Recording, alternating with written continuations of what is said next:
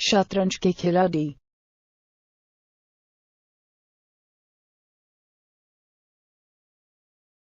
एक युवक ने किसी मठ के महंत से कहा, मैं साधु बनना चाहता हूँ, लेकिन एक समस्या यह है कि मुझे कुछ भी नहीं आता, केवल एक चीज के, और वो है शतरंज। लेकिन शतरंज से मुक्ति तो नहीं मिलती, और एक दूसरी बात जो मैं जानता हूँ वो यह है कि सभी प्रकार के आमोद प्रमोद के साधन जो हैं वो पाप है। इन दोनों बातों के अलावा मुझे कोई अधिक ज्ञान नहीं। इस पर महंत ने उस युवक से कहा, हाँ, वे पाप तो है, लेकिन उनसे मन भी बहलता है, और क्या पता उस मठ को उनसे भी कोई लाभ पहुँचे। महंत ने शतरंज की एक बिसात बिछाई और युवक को शतरंज की एक बाजी खेलने को कहा। सब खेल शुरू होने वाला था। महंत ने उस युवक को कहा कि देखो, हम शतरंज की एक बाजी खेलेंगे, और अगर मैं हार गया तो मैं इस मठ को हमेशा के लिए छोड़ दूंगा और तुम मेरा स्थान ले लोगे। युवक ने देखा महंत वास्तव में गंभीर था, तो युवक के लिए अब ये बाजी जिंदगी और मौत का सवाल बन गई थी, क्योंकि वो मठ में रहना चाहता था। इसलिए उसे ये था कि मैं हार न जाऊं। युवक के माथे से दबाव साफ जाहिर हो रहा था और उसके माथे से पसीना भी चू रहा था। वहाँ मौजूद सही लोगों के